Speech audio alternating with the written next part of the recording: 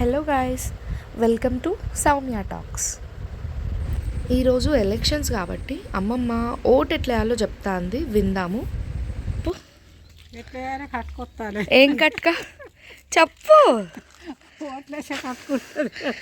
కరెక్ట్గా చెప్పు, కరెక్ట్ చెప్పు. ఏం కట్కనే, ఏం కట్క, ఓట్లది కట్క ఎట్లుంటుంది అది చూడడానికి? ఎట్లుంటుంది? గ్యాస్ పొయ్యి లెక్కుంటుంది. బుక్ చేసి లైన్గా ఉంటాయా అన్ని పార్టీలు ఉంటాయి.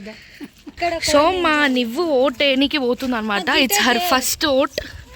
చూద్దాం ఎంత రెస్పాన్సిబుల్గా ఆ ఓటుని ఆమె యూజ్ చేసుకుంటుందో. నువ్వు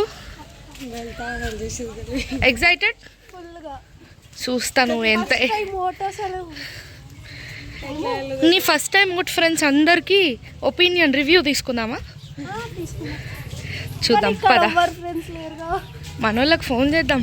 మా అమ్మమ్మ పోతూనే ఉంది అసలు ఈ సంతతో నాకు అవసరం లేదని. సో వీళ్ళందరూ మేము వెళ్ళేసరికి ఆల్రెడీ ఓటేసి బయటికి వచ్చేసినారు.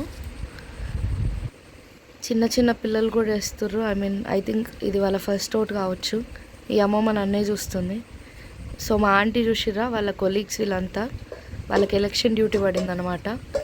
మా కావ్య మాత్రం ఏడివైనా ఉరిస్తూనే ఉంటుంది అందరినీ, అది ఆమె హ్యాబిట్.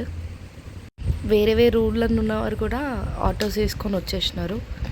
ఒక గుడ్ థింగ్ ఏంటంటే రెస్పాన్సిబుల్గా ఉన్నారు. వాళ్ళ హెల్త్ బాగాలేకున్నా కూడా వాళ్ళ ఓట్ని యూజ్ చేసుకున్నారు.